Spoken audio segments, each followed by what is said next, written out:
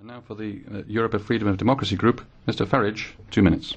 Well, Mr. Barroso, I enjoyed your view of the world today, but it was perhaps rather more ironic than you had intended. You talked about the events in Egypt and elsewhere, saying, isn't it wonderful that people are rising up seeking democracy? I would remind you that democracy is a method whereby you vote for people who govern you, and then if you don't like what they do, you can get rid of them, turf them out and put somebody else in. But it was ironic because then your next sentence was, and that is why in Europe, facing the euro crisis, we must reinforce the community method.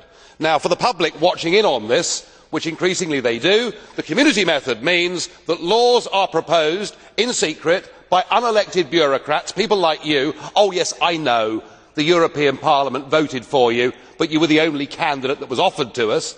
That isn't democracy. So you are saying on the one hand democracy is good, but on the other, in Europe we cannot have it, and that was reinforced.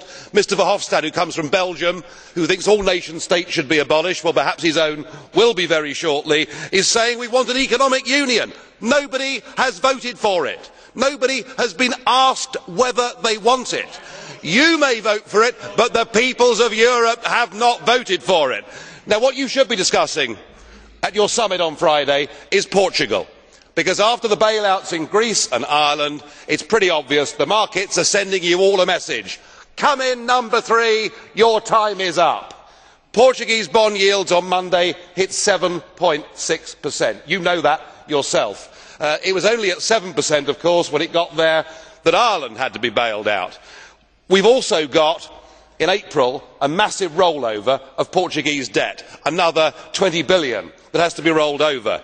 Remind ourselves, in the last 6 months, 80% of Portuguese debt was brought up, purchased by the European Central Bank.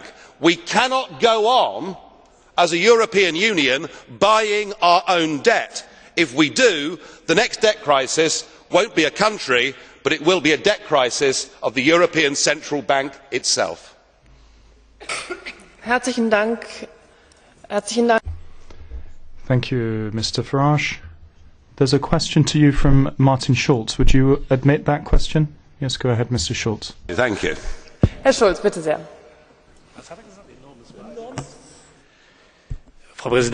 Madam President, thank you very much. Perhaps you don't know this, but I have a question to you, because you are continually talking about Belgium as a non-existent state, as you said to Mr. Van Rompuy and Mr. Verhofstadt here. Do you know on what basis the Belgian state was founded? I am pleased you asked me that.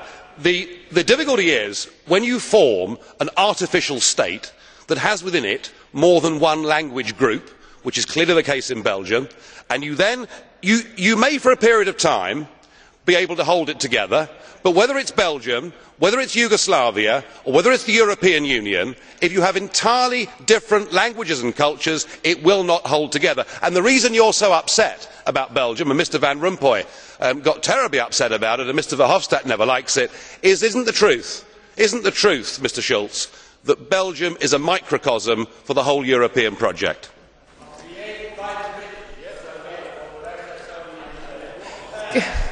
So, es gibt eine weitere Nachfrage und noch eine Frage von Herrn de Rossa. Auch noch. There's a further question and a question from Mr. de Rossa. Das dauert nur 30 Sekunden. Only 30 seconds.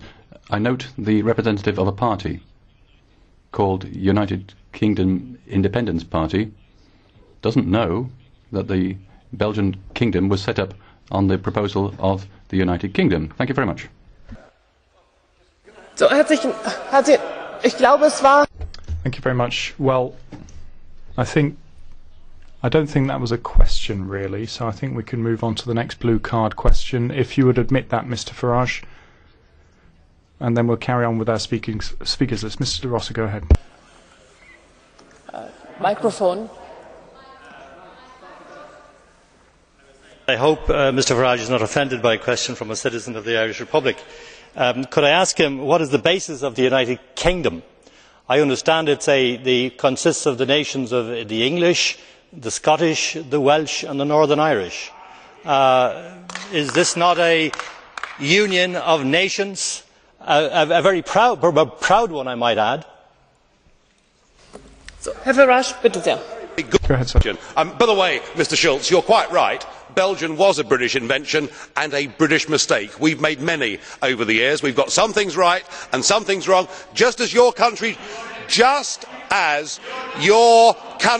Germany. Germany's history has not been whiter than white. I think you might agree. You are quite right. I mean, actually, holding together the United Kingdom has been something that has been deeply troubling, and indeed Ireland went its own way back in, was it 1921, I think, when independence for Ireland was established. You are right, it is very difficult to hold together different cultures. I do think that the union of England, Scotland, Wales and Northern Ireland at the moment works because it has consent. If it did not have consent, then there would be popular calls for referendums and those nations would be able to break away. But my point to you, sir, is that in this European Union, nobody is being given that opportunity. Herzlichen Dank. Thank you very much.